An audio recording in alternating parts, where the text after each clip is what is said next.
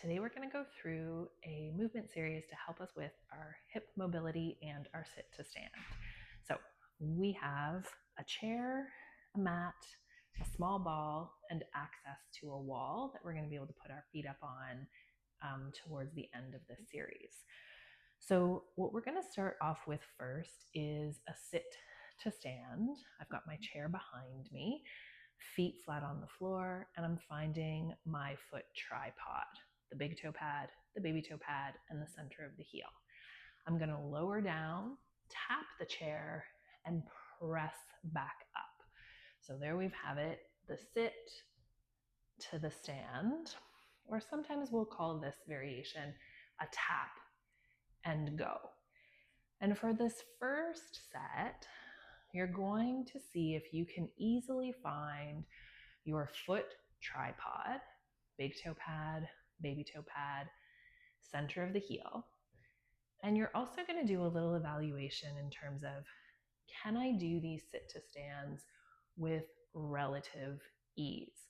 Do I feel like my hips are able to slide and glide and get the job done without too much complaining and with a nice fluid range of motion? All right, so we're going to come back to this at the end. We're going to do some movements in between to see if we can help these hips slide and glide a little bit easier. So coming in to a 4-point kneeling position, so onto hands and knees. And once you're in that position, pressing the floor away and making sure that you've got your wrists under your shoulders and your knees under your hips. We'll round the spine and then dip the spine. Round that spine, spine flexion, dip, spine extension. So letting that spine flex and extend. When we flex the spine, head and tail come to the floor. When we extend, head and tail towards the ceiling. So feeling how we can change the curves of our spine in this cat-cow or 4-point kneeling, flexion, extension. And then we're going to pause, doing your best to keep neutral in that spine. A little dip in the neck curve and a dip in the low back curve.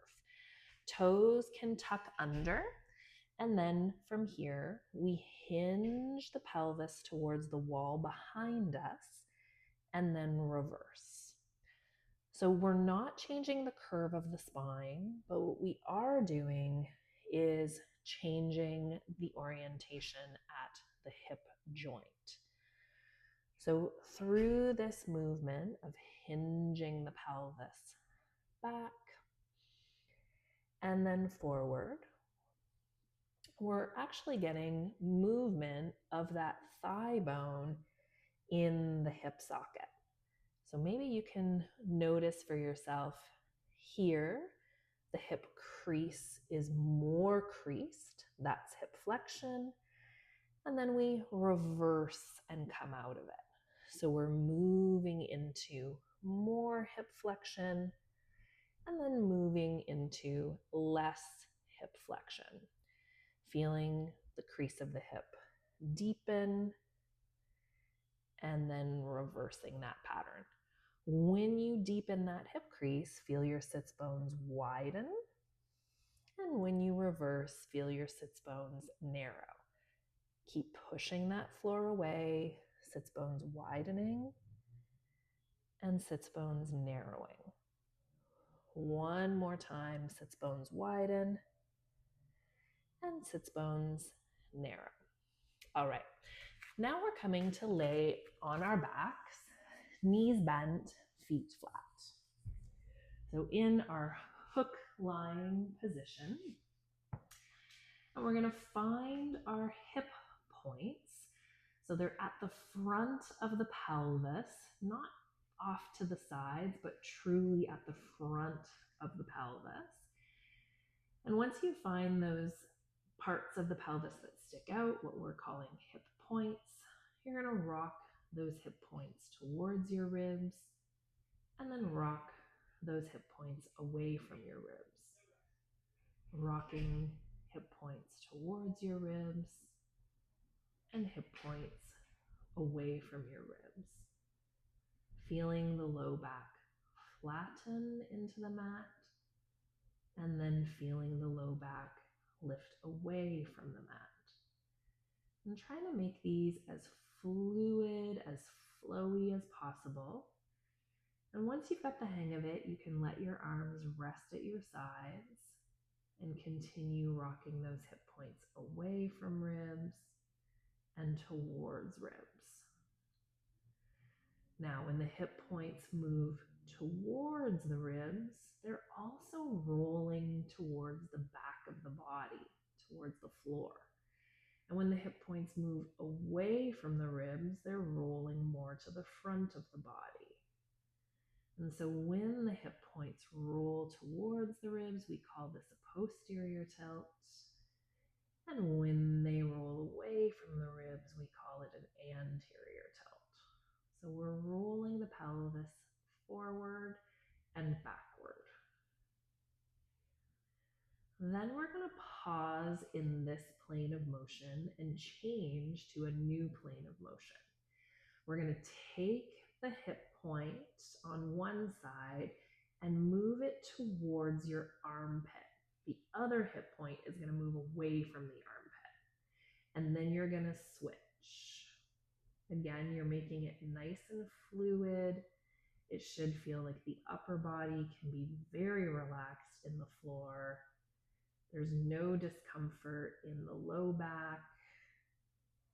And you're letting one hip point move up towards the armpit while the other hip point moves down and away from the armpit. So this one can sometimes feel like your pelvis is on a turntable and you're moving in that plane of like a record on a turntable. So one side is going up to the armpit while the other side goes down away from the armpit. And as you're doing this up-down motion relative to the body, you can perhaps feel that the hip point that's moving up, that waistline shortens, right? So just notice that a few times, whichever hip point is moving up towards the armpit, that waistline is shortening. And then switch your attention to the hip point that's moving away from the armpit and notice how that waistline is lengthening. Notice that length for a few repetitions. And then we will pause. Okay, for our third plane, we're going to bring ourselves close to the wall so that we can have feet up the wall, hips at 90 degrees, and knees at 90 degrees. So we're aiming for this 90 angle, knees and hips. And this is where you can take your small ball and place it in between your knees. And you may have to adjust a little, shifting slightly away or slightly towards the wall so that you get that 90-90. You find your foot tripod once again. So big toe pad, baby toe pad, center of the heel, all connected to the wall. And then we start to move the pelvis again. And this time we're going to think one hip point goes up towards the ceiling, the other hip point goes down towards the floor. And then you switch. So while one hip point is pressing forward, the other hip point is pulling backward. So this is rotating the pelvis.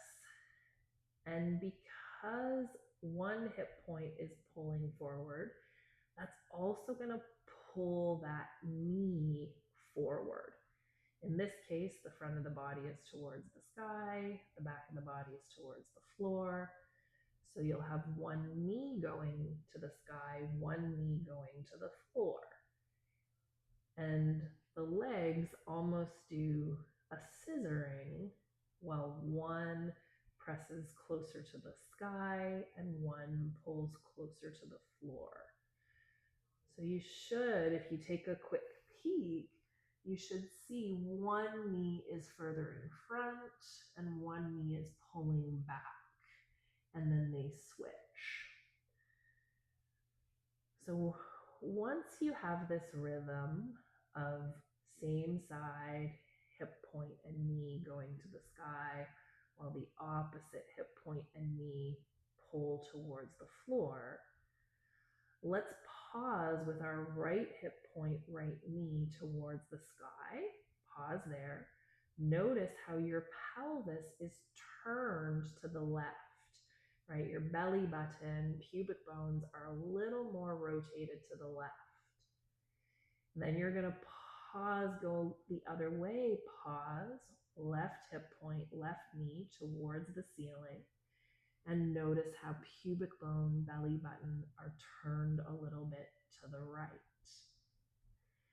And then go back and forth, noticing which way the pelvis is rotating. So this is turning our pelvis left and right, and it's acting on the thigh bones, right? So the thigh bones move because they're connected to the sockets, and we're moving the pelvis, so we're moving the sockets. So as one knee goes to sky, the other knee pulls to floor. But really, we're doing the action from the pelvis. One hip point presses to sky, one hip point pulls to floor. And see if you can keep this rotation in between a narrow corridor. So this motion, this rotation is happening in a really narrow hallway. And it's more like the pelvis is moving along cross-country ski tracks than slaloming down a ski slope. You're keeping the low back fairly relaxed. You're not tensing up in that area of the body. You're keeping your foot tripod connected. And you're not shortening either waistline. So when you're doing this rotation, both waistlines are staying relatively long as you rotate through the pelvis.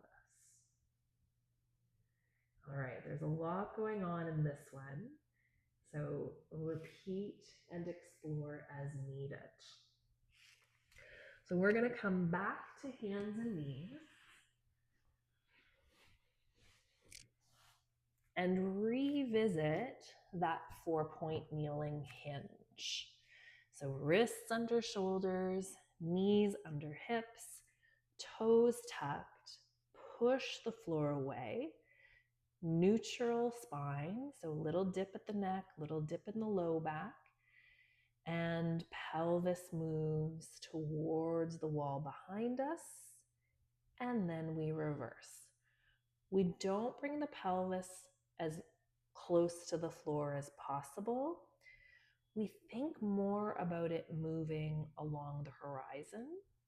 It does descend a little bit as that angle at the knee changes, but we're thinking wide through those sits bones and then narrow through those sits bones. Feel the wide through the sits bones and then the narrow.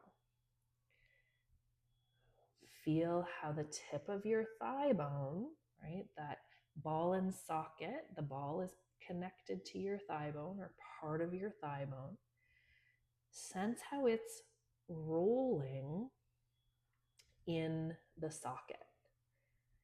So we're creating movement at the hip joint by moving the head of the thigh bone. All right, we're going to make our way up to stand. Come back over to your chair. Find your sit to stand foot stance. It can be a little bit wider, a little bit turned out, wherever you feel comfortable. Find that foot tripod, big toe pad, baby toe pad, center of heel, and we go down, tap, and go. Tap and go. Make sure that foot tripod is connected.